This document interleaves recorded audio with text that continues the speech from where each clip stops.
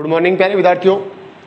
पिछली क्लास में अपन ने स्टोमच या आमाशय की बात की थी बेटा। आज इस क्लास में अपन बात करते हैं किसकी? स्मॉल इंटेस्टाइन या छोटी आंत की। आमाशय कौन सी छिद्र द्वारा बेटा? पाइलोरस छिद्र के द्वारा किस में खुलता है? छोटी आंत में खुलता है। छोटी आंत एक 3 मीटर लंबी कुंडलित पेशीय नलिकादार या नलिका युक्त भाग है, जिसको संरचना की दृष्टि से कितने पार्ट्स में डिवाइड किया था बेटा? पिछली क्लास में 3 पार्ट्स में डिवाइड किया था। पहला पार्ट अपने पास आता है बेटा कौन सा?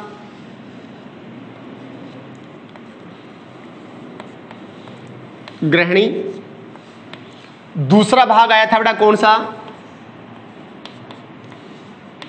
अग्र शुद्रांतर। तीसरा भाग आया था बेटा शुद्रांतर। अब छोटी आंत का जो भाग, प्रारंभिक भाग आमाशय से जुड़ा रहता है, वो यू आकार का होता है। इस यू आकार के भाग को ग्रहणी कहते हैं, जिसकी लंबाई 0.25 मीटर होती है। इसी भाग में आकर डायग्राम अपन ने बनाया था, तब क्या कहा था बेटा? इसी भाग में आकर दोनों तरफ से, एक भाग से पीतवाहिनी और दूसरी बेटा कौन सी? अग्नाशय वाहिनी आकर किस में खुलती है? ग्रहणी में खुलती है। पीतवाहिनी से, पिताशय से क्या आता है बेटा? पीतरस ग्रहणी में आता है। अग्नाशय वाहिनी से, अग्नाशय रस कहां पहुंचता है? ग्रहणी। छोटी आंत का मध्य भाग क्या कहलाता है? अग्र शुद्रांतर कहलाता है, जो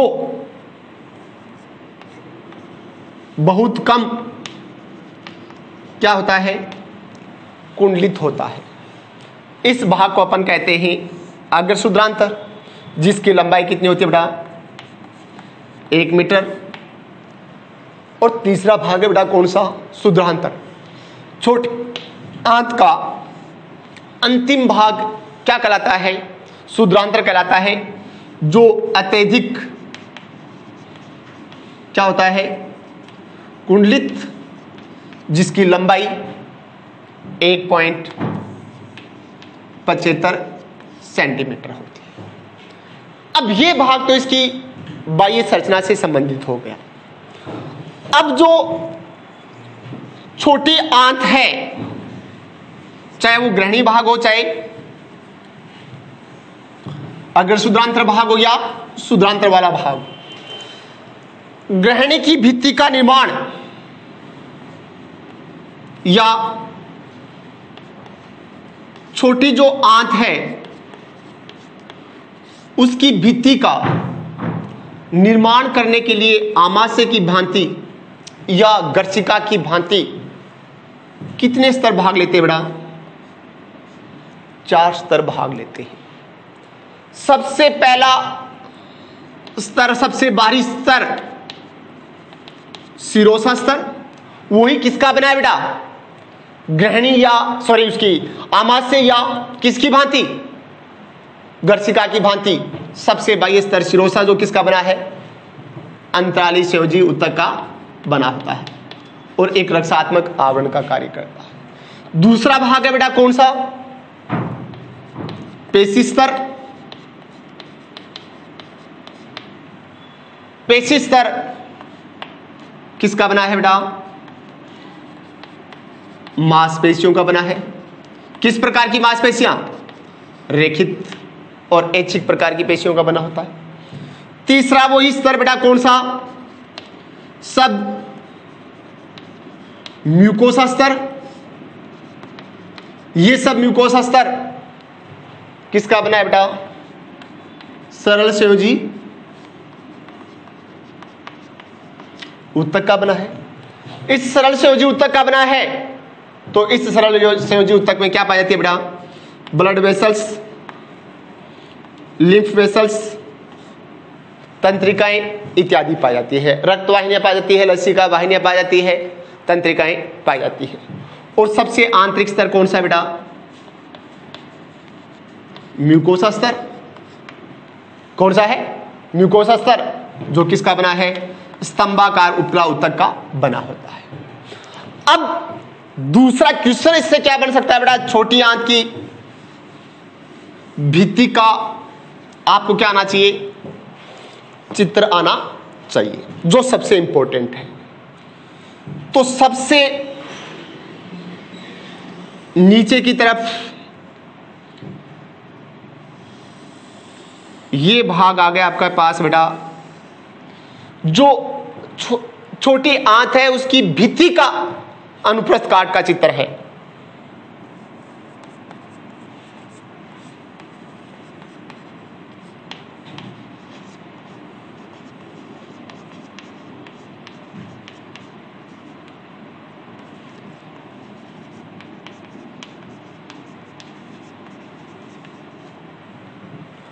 अब सबसे बाहर की तरफ ये पार्ट आ गया आपके पास, कौन सा बेटा,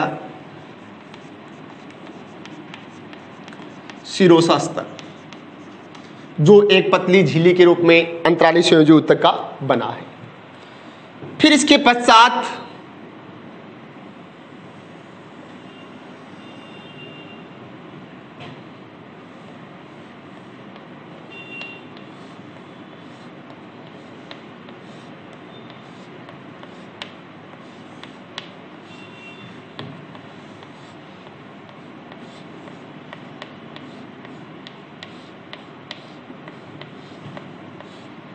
ये डायग्राम में अपन शो कर रहे हैं बेटा किसको,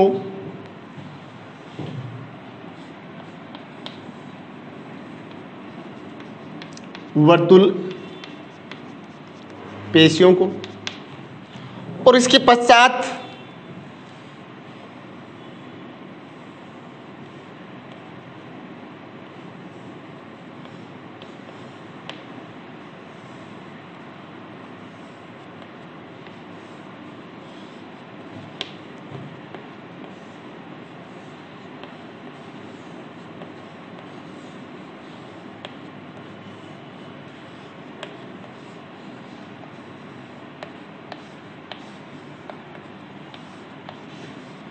ये अपन शो कर रहे हैं बेटा किसको,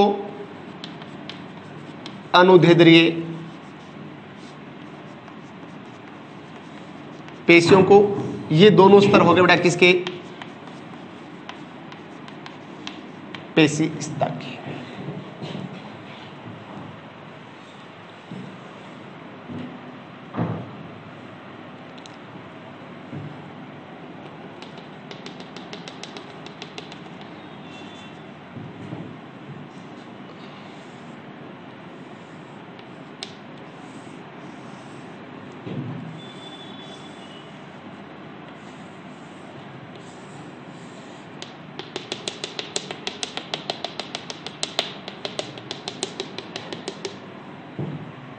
ये परत हो गई बेटा आपकी कौन से ऊतक की, कौन सी लेयर की,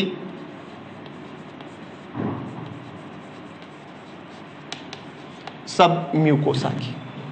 किसकी हो गई, सब म्यूकोसा की।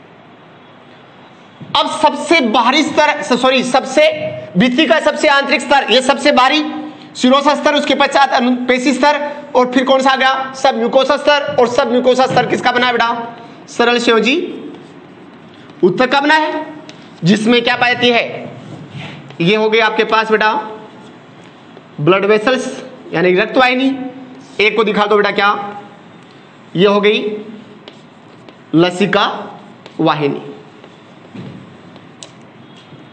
और सबसे आंतरिक स्तर है वो कौन सा है बेटा,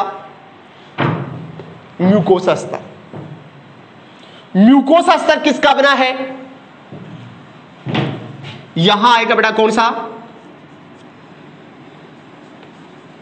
म्यूकोसा लेयर।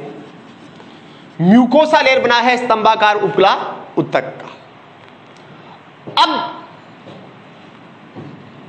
पहला पॉइंट याद रखना है, गर्सिका के निर्माण में भाग लेने वाला जो म्यूकोसा स्तर किस प्रकार का था?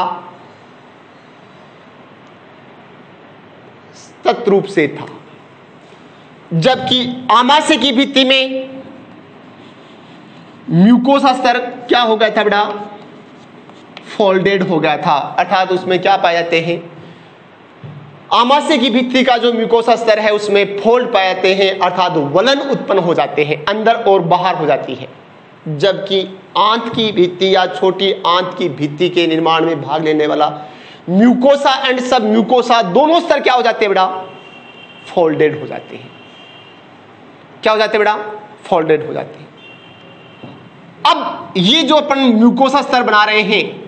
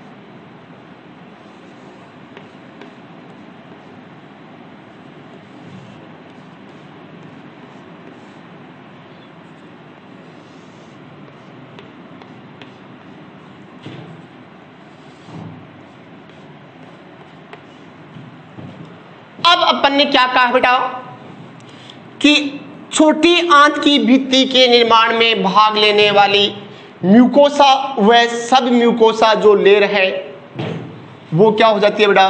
फोल्डेड हो जाती है। फोल्डेड का मतलब एक जगह दब गई, फिर बाहर निकल गई, फिर अंदर दब गई, फिर क्या हो गई? बाहर निकल गई। इस प्रकार फोल्डेड होने से, वलित होने से उभार बन जाते हैं या वलन बन जाते हैं। किसके बने हैं बेटा? इसका मतलब ये है क्या? ये रेड चौक में अपन दर्शा रहे हैं, ये पूरा क्या है? ये म्यूकोसा लेयर है जो किसका बना है? उपकला संयोजी उत्तक का बना है। अब ये लेयर म्यूकोसा के साथ साथ सब म्यूकोसा लेयर भी क्या हो गई? फोल्ड हो गई, और फोल्ड होने से कुछ जगह पर दब गई, कुछ जगह पर बाहर निकल गई, तो उभार बन गई। इन उभार को अपन कहते हैं बेटा वलन या फोल्ड। इन वलन या फोल्ड की लंबाई होती है 8 mm। अब जितने भी फोल्ड बनते हैं, इन फोल्ड को सामूहिक रूप से कहते हैं फोल्ड ऑफ केरेक्रिंग। केरेक्रिंग यहां साइंटिस्ट का नाम है।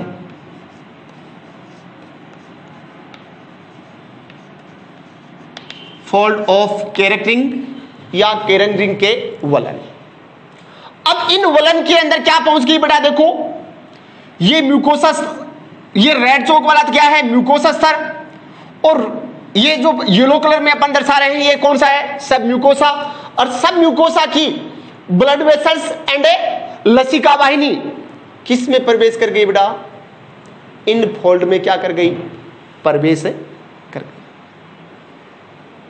इन वलन की लंबाई कितनी है?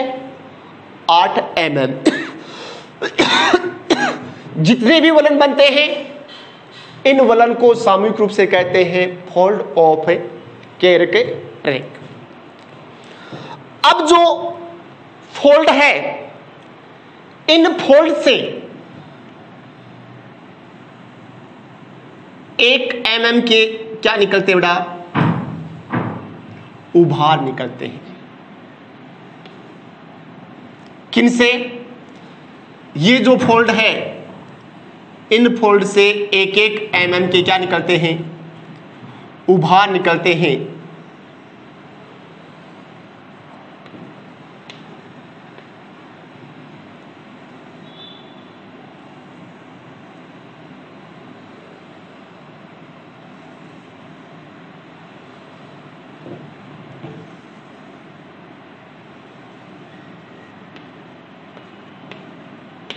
इन उभार को कहते हैं बेटा विलाई। क्या कहते हैं? विलाई। और विलाई की प्रत्येक कोशिका से पुनः यह है 1 mm के, वलन की लंबाई थी 8 mm, और विलाई की प्रत्येक कोशिका से हजारों की संख्या में 1 माइक्रोन एम के रेशे या रोम जैसे भाग निकले रहते हैं,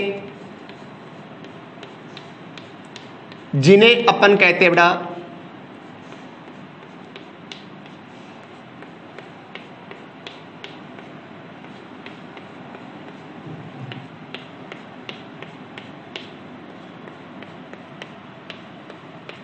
इस प्रकार ये 1 mm के हेयर लाइक उभार निकले रहते हैं, जिन्हें अपन कहते हैं माइक्रोविलाई। अब इधर देखो बेटा, ये आपके पास वो क्या थी,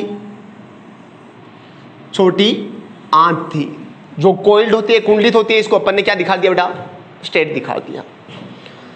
अब ये इसमें आ गया बेटा कौन सा स्तर, सिरोसा, जो अनुप्रस्थ काट में अपन ने ये दिखा दिया। फिर इसके पश्चात ये आ गया आपके पास कौन सा बेटा,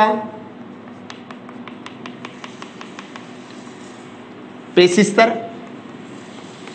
पेशी स्तर में कितने प्रकार की, 2 प्रकार की पेशियां पाई जाती है बेटा, जो किस प्रकार की होती है, वर्तुल पेशियां और अनुदैर्ध्य पेशियां। वैसे दोनों का प्रकार कौन सा है, अरेखित और चिकनी पेशियां है। तीसरा आ गया बेटा कौन सा, ये आपके पास आ गया बेटा कौन सा, म्यूकोसा स्तर, सॉरी सब म्यूकोसा, जिसमें क्या पाई जाती है, ब्लड वेसल्स, लिम्फ वेसल्स, ये आ गया। और ये चौथा कौन सा है आपके पास, जो येलो चौक में दर्शा रहा हूं, कौन सा है बेटा, म्यूकोसा लेयर। अब म्यूकोसा लेयर में क्या पाई जाती है बेटा, फोल्डिंग पाई जाती है। ये फोल्डिंग हो गई इसमें, और ये इसका क्या बन गया अब इसके बाद में, छोटी आंत का खोखला भाग, जिसमें पाचन की प्रक्रिया क्या होनी है, संपन्न। इन वलन को अपन ने नाम दे दिया बेटा, जो ये इस डायग्राम में अनुप्रस्थ काट में अपन ने किस चौक से दर्शाया है, रेड चौक से, नाम क्या दे दिया, फोल्ड ऑफ ए केरेके रिंग, फोल्ड ऑफ ए केरेके रिंग। अब वलन से क्या निकले, 1-1 mm के क्या निकल गए बेटा, उभार निकल गए। किससे, वलन से, जिन्हें अपने नाम दे दिया बेटा विलाई।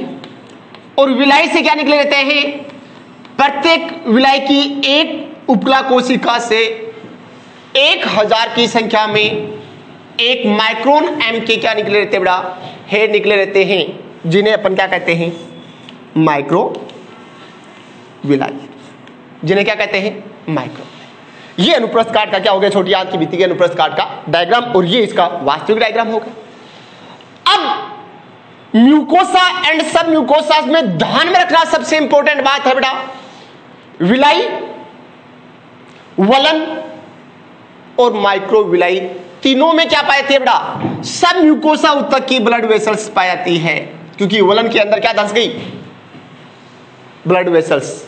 क्योंकि अपन शब्द क्या कहते हैं, आमाशय के अंदर केवल म्यूकोसा स्तर ही क्या है, उसमें फोल्डिंग होती है, जबकि किसमें बेटा, आंत की भित्ति के अंदर म्यूकोसा एंड सब म्यूकोसा दोनों में क्या पाई जाती है, फोल्डिंग पाई जाती है, जिसके कारण सब म्यूकोसा की ब्लड वेसल्स किसमें पहुंच गई बेटा, फोल्ड में, और फोल्ड के साथ साथ किसमें पहुंच जाती है, विलाई और माइक्रोविलाई में पहुंच जाती है।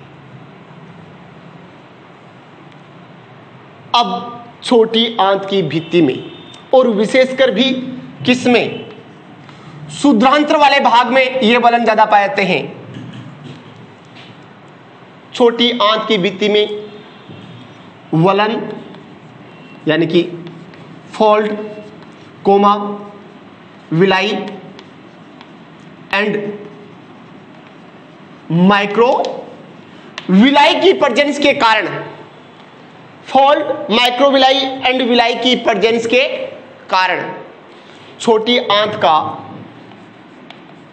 एरिया क्या हो जाता है बेटा, बढ़ जाता है, और एरिया बढ़ने के कारण छोटी आंत की अवशोषण क्षमता या अवशोषण क्षेत्र भी क्या हो जाता है बेटा, क्षेत्र भी क्या हो जाता है, बढ़ जाता है। अवशोषण क्षेत्र भी क्या हो जाता है बेटा, बढ़ जाता है। अब इसके साथ साथ जो छोटी आंत है,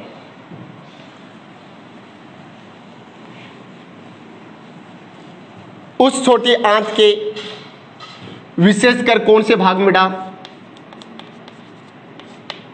शुद्रांत्र वाले भाग में। छोटी आंत के कौन से भाग में, शुद्रांत्र वाले भाग में जो म्यूकोसा स्तर है,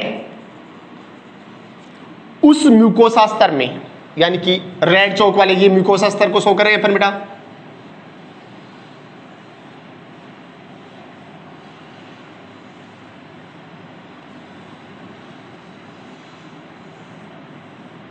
म्यूकोसा स्तर में एकल या समूह में क्या पाई जाती है बेटा,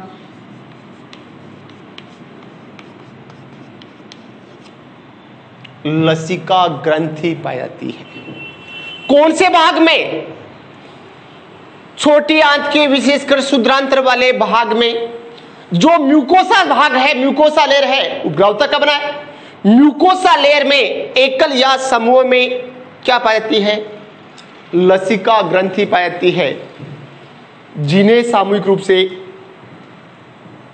क्या कहते हैं बेटा, पेयर्स के समूह या पैचेज ऑफ पेयर्स कहते हैं। क्या कहते हैं, पेयर्स ऑफ पैचेज। किसकी बात कर रहे हैं अपन,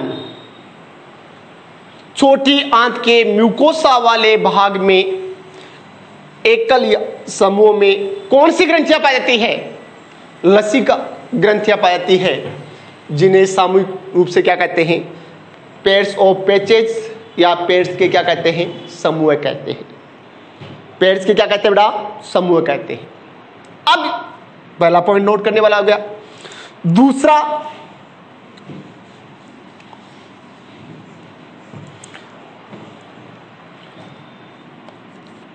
शुद्रांत्र के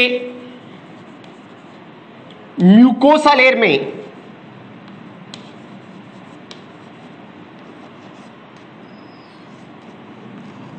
फोल्डिंग होने के कारण, म्यूकोसा लेयर में फोल्डिंग होने के कारण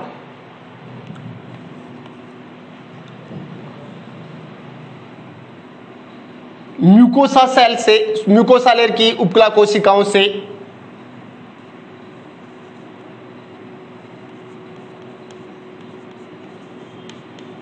बेलनाकार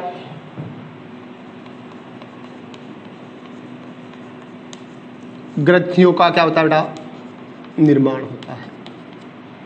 किसमें बेटा, म्यूकोसा लेयर में फोल्डिंग होने के कारण म्यूकोसा के लेयर के अंदर उपला कोशिकाओं से किसका निर्माण होता है, बेलनाकार ग्रंथियों क्या होता है, निर्माण होता है। इन बेलनाकार ग्रंथियों को अपन कहते हैं लीवर कोन,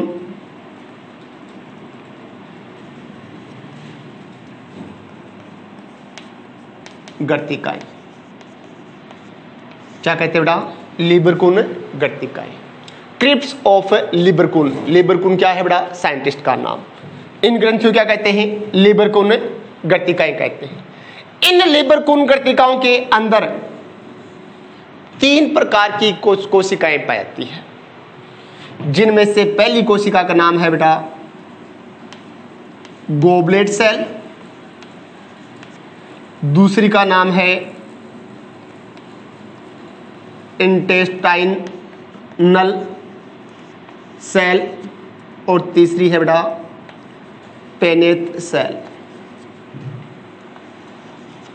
अब अपन ने क्या कहा कि शुद्रांतर की म्यूकोसा लेयर फोल्डिंग होती है, जिसके कारण म्यूकोसा लेयर के अंदर बेलनाकार ग्रंथियों का निर्माण होता है, जिन्हें क्या कहते हैं? लीवर कोन गर्तिकाएं।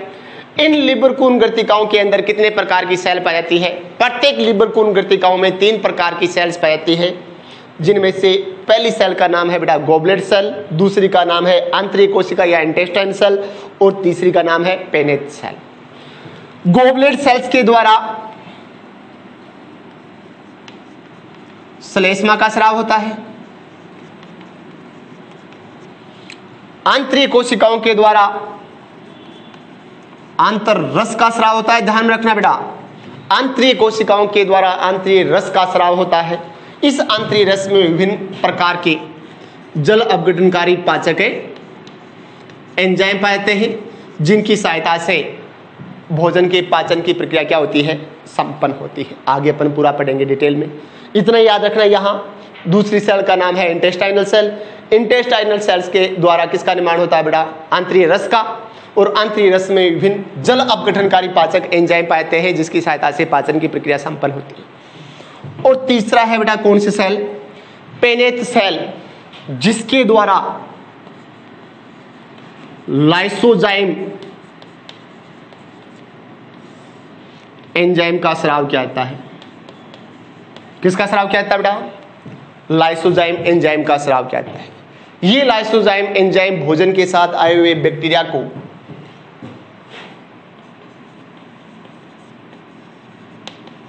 डिस्ट्रॉयड या नष्ट करने का कार्य करता है। अब इसके साथ साथ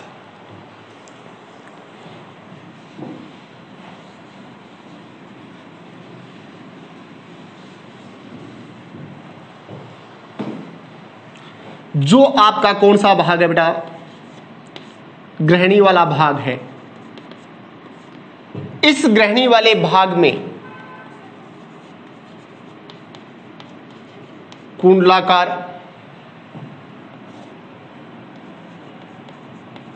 श्लेष्मा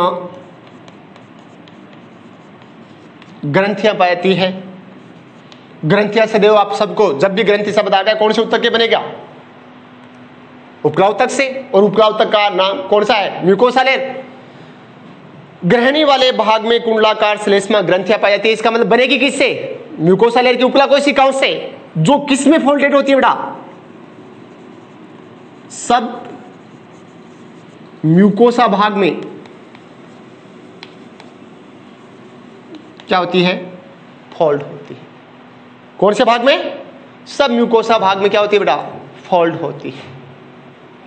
इनके द्वारा इन ग्रंथियों को अपन कहते हैं बेटा ब्रूनर ग्रंथियां। क्या कहते हैं बेटा? ब्रूनर ग्रंथियां, जो किसका स्राव करती है? श्लेष्मा का स्राव करती है। ये आपके पास कौन सा भाग आ गया बेटा? स्मॉल इंटेस्टाइन वाला भाग आ गया। कौन सा भाग आ गया? स्मॉल इंटेस्टाइन वाला भाग आ गया।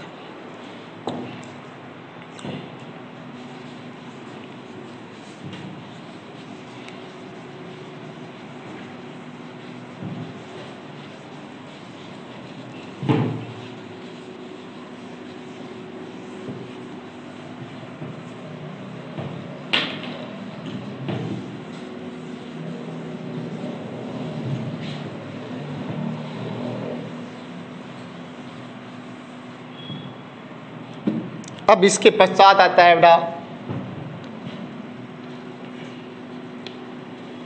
Large intestine.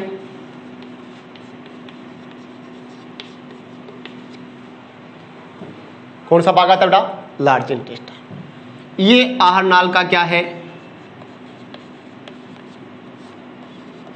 अंतिम भाग है, जिसकी लंबाई 1.5 मीटर होती है। अब इसकी लंबाई अपन कितनी करें? 1.5 मीटर, जबकि इसका नाम क्या दिया है? बड़ी आंतर।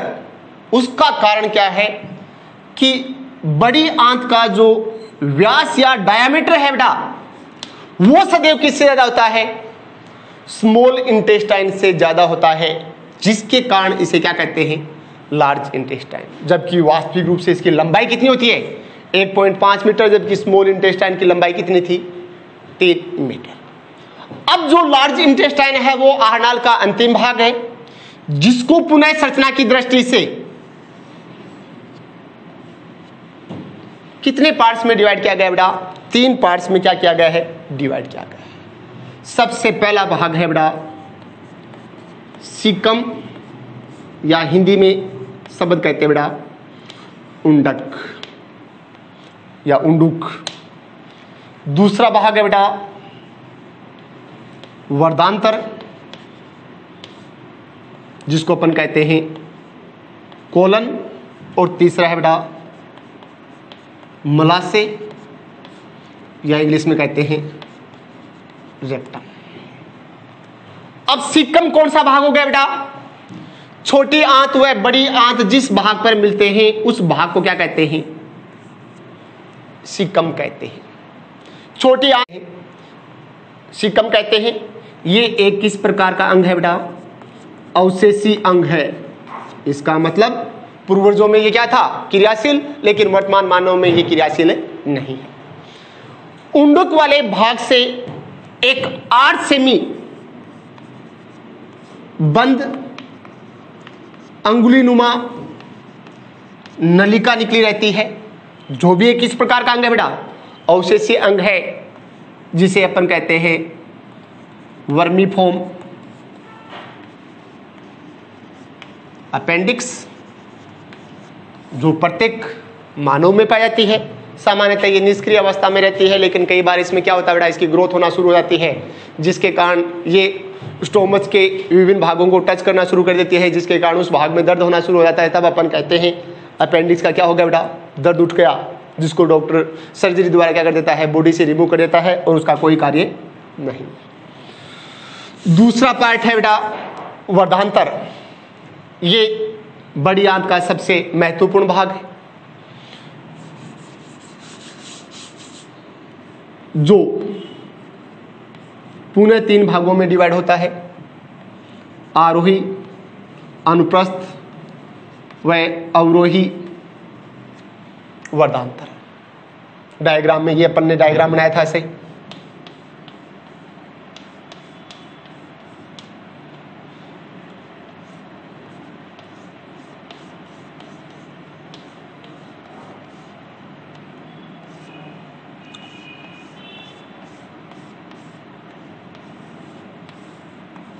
ये वाला, ये बड़ी वर्धांतर हो गया। आरोही, अनुप्रस्थ, अवरोही। अंतिम भाग क्या है बेटा? मलाशय। मलाशय एक छिद्र द्वारा शरीर से कहाँ खुलता है? एनस या गुदा पर खुलता है। अब जो लार्ज इंटेस्टाइन है, इसकी भित्ति भी छोटी आंत की भांति, वही कितने स्तर बेटा? 4 स्तरों में। कौन सा? सबसे सिरोसा, उसके अंदर पेशी स्तर, उससे अंदर सबम्यूकोसा, और सबसे आंतरिक स्तर है बेटा वो कौन सा? म्यूकोसा। अब म्यूकोसा एंड सबम्यूकोसा में किसी भी प्रकार की क्या नहीं पाई जाती है? फोल्डिंग नहीं पाई जाती है, जिसके कारण लार्ज इंटेस्टाइन में माइक्रोविलाई एंड विलाई का निर्माण नहीं होता। म्यूकोसा में किसी प्रकार की ग्लैंड नहीं पाती है, केवल इसकी कोशिकाएं किसका स्राव करती है बेटा? श्लेष्मा का क्या करती है? स्राव करती है। अब लार्ज इंटेस्टाइन का कार्य क्या है? लार्ज इंटेस्टाइन का मुख्य कार्य है बेटा अपचित भोजन में से जल व कुछ खनिज लवणों क्या करना, अवशोषण करना। अवशोषण के पश्चात अपचित भोजन किस में बदल जाता है, मल में बदल जाता है, और मल को किस में संचय किया जाता है बेटा, मलाशय में संचित किया जाता है, और मलाशय से की पेशियों में संकुचन के द्वारा इसे एनए से क्या कर दिया जाता है, बाहर निकाल देता है। मलाशय के या बड़ी आंत के विभिन्न भागों में कुछ जीवाणु भी पाए जाते हैं। ये जीवाणु भोजन के अपघटन में क्या करते हैं बेटा, किण्वन करने में क्या करते हैं, सहायता करते हैं। इसके साथ आहार नाल का पूरा पार्ट क्या हो गया, खत्म हो गया। थैंक्स।